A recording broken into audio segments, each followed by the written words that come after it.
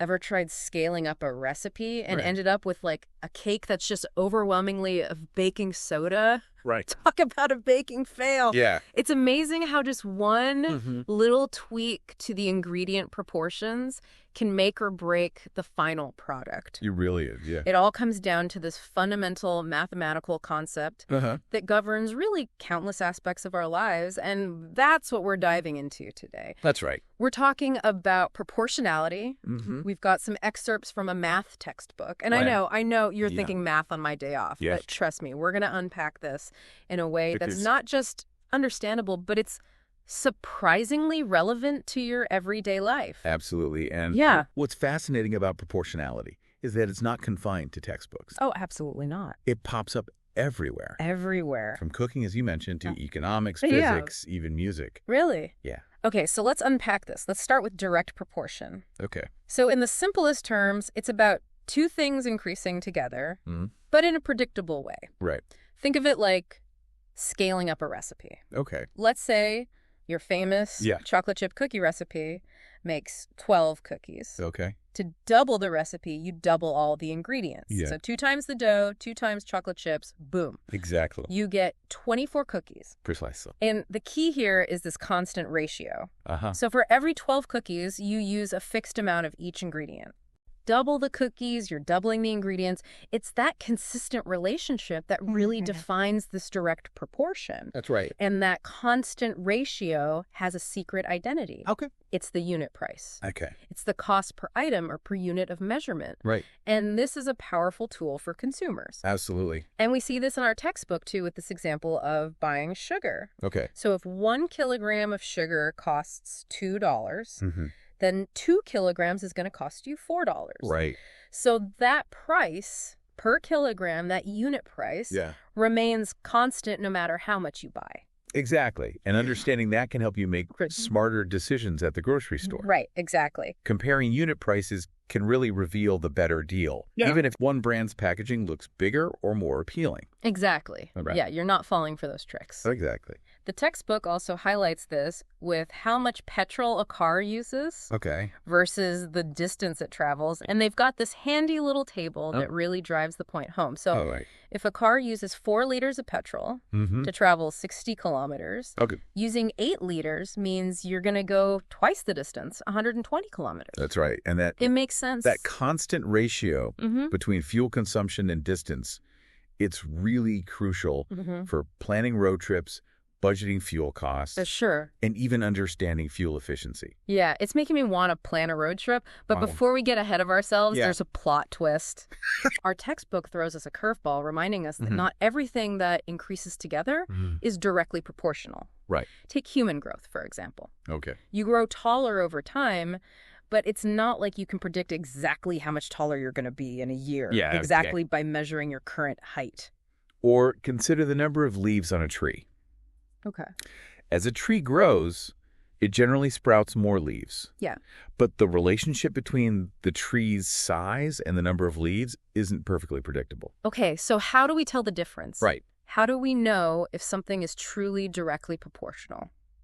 Especially in a world overflowing with data and statistics. That's where understanding the nuances of these relationships Okay. is essential. Direct proportion isn't just about things changing together. Yeah. It's about them changing at a constant rate, a rate that can be represented by that all-important constant ratio. So it's like those Yeah. perfectly aligned gears Uh-huh. in a well-oiled machine. Mm-hmm. When one gear turns, the other turns in perfect sync. Precisely. Recognizing this distinction is crucial. If we assume direct proportionality where it doesn't exist, Right. then we risk making inaccurate predictions and drawing misleading conclusions. Precisely. It's about understanding the true nature of relationships between quantities. Okay, so how do we actually use this concept of direct proportion to solve a problem? Okay. Our textbook throws us a classic shadow problem. Right. So if a 14-meter pole casts a 10-meter shadow, Mm-hmm. how high is a tree that casts a 15-meter shadow at the same time? Now, I'll admit, word problems used to make my eyes glaze over in school. I have a feeling you're going to break this down in a way that even I can get excited about. All right, well, like any good mystery, the key is in understanding the relationships between the clues. Okay. In this case, Those clues are the length of the pole, the tree, Mm-hmm. and the respective shadows. Okay. Because the sun's rays are hitting both the pole and the tree at the same angle. Right. We know their heights and shadow lengths are directly proportional. Okay, so we can set up a proportion, right? Exactly. Like those equivalent fractions we learned way back when. You got it. We're essentially saying that the ratio between the pole's height and its shadow length Okay. will be the same as the ratio between the tree's height and its shadow length. Gotcha. So if we plug in the numbers we know, we get 14 meters, the pole's height, over 10 meters. Its shadow Right. equals the unknown height of the tree, let's call it X, Right. over 15 meters. Its shadow. Exactly. And from there, Yeah, okay. it's a matter of solving for X. Okay. We can cross multiply.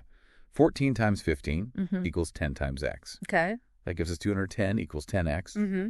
Divide both sides by 10, and we find that X, Okay. the height of the tree, is 21 meters. Wow. See, math can be quite elegant when you break it down. Elegant is a word I haven't used to describe math in, well, ever. Yeah. But you're right. It all just clicked into place. But are you ready for, like, the real head scratcher? Okay. Our textbook throws another concept our way. Inverse proportion. Okay. Remember that example of workers and time? More workers usually means less time to finish a job. Right. That's inverse proportion in action. It's a fascinating flip side to what we've been discussing. Yeah. As one quantity goes up, the other goes down, Okay. but in a very specific proportional way. Okay, so the textbook uses the example of Zahida going to school. Okay. Let's say she usually walks, and it takes her 30 minutes. Mm-hmm. If she rides her bike and doubles her speed, Okay. the time is cut in half. 15 minutes. Makes sense. Yeah. And it holds true even if she chooses a different mode of transport. Okay. Imagine if there's a bus that's 3 times faster than walking. Okay. The travel time is reduced to a third, down to 10 minutes. Wow.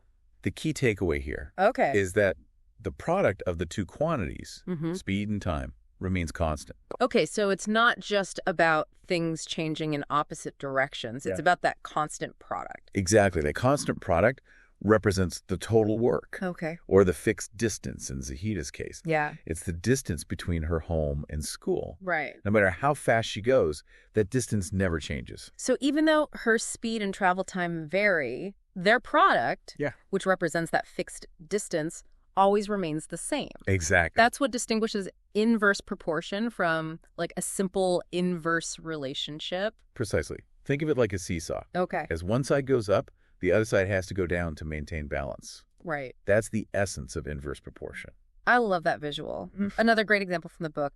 Imagine your school has a fixed budget for math textbooks. Okay. Let's say $6,000. Right. If each book costs $40, Mm-hmm. you can buy 150 books. Okay.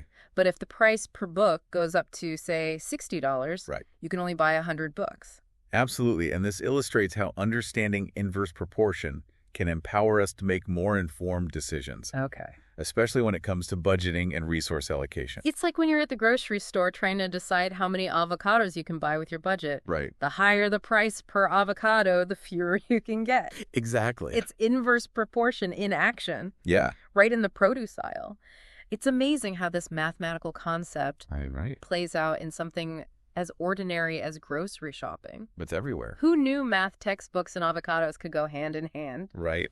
But speaking of math textbooks, let's put our inverse proportion knowledge to the test. Sure. Ready for another problem? Yeah. Hit me.